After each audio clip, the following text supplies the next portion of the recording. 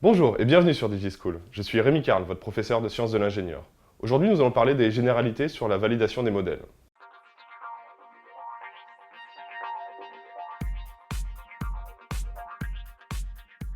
Commençons tout d'abord par l'intérêt de la modélisation. La modélisation, elle repose sur l'utilisation d'outils mathématiques, donc c'est des grandes équations qui nous permettent de modéliser des phénomènes et des dispositifs physiques, et des logiciels.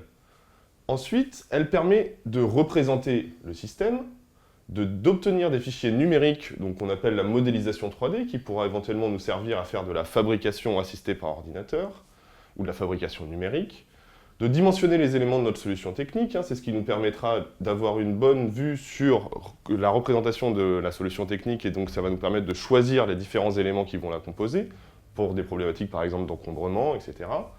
De choisir des solutions techniques, de modifier la conception de manière itérative, donc la modélisation, ça ne sera pas je commence une modélisation, je la finis et c'est terminé, je fais une première modélisation, je revois mon cahier des charges, je vois si les choses correspondent bien, et ensuite je recommence, j'améliore, j'optimise mon modèle. Ensuite, réaliser des simulations, donc là, les simulations type mécanique des fluides, résistance des matériaux, etc. vont reposer sur des modèles tridimensionnels en général, faits sur des logiciels comme SolidWorks, donc ça nous permettra, cette modélisation, de faire des simulations et de réaliser des calculs de volume, d'encombrement, de dimensionnement de, je sais pas, d'un bac d'huile, etc. La modélisation dans la phase projet. Donc la modélisation, c'est une phase essentielle de la conception, c'est-à-dire que c'est une étape qui vient bien en amont de la première pré-série ou première production de notre solution technique. Donc c'est une phase essentielle et qu'il va falloir s'attacher à faire le plus rigoureusement possible et évidemment bien s'attacher à le valider, ce modèle. Parce que plus on va se rendre compte d'un problème dans le processus de réalisation de notre projet tard, plus ce problème va être impactant. Donc c'est pour ça qu'il va falloir vraiment s'attacher à avoir une modélisation très rigoureuse et qu'on va bien valider avec les bons outils.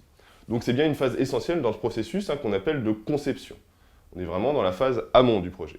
Ça fait partie aussi de ce qu'on appelle la phase d'étude, et on dira souvent que la modélisation s'accompagne, ou en tout cas doit s'accompagner de prototypes.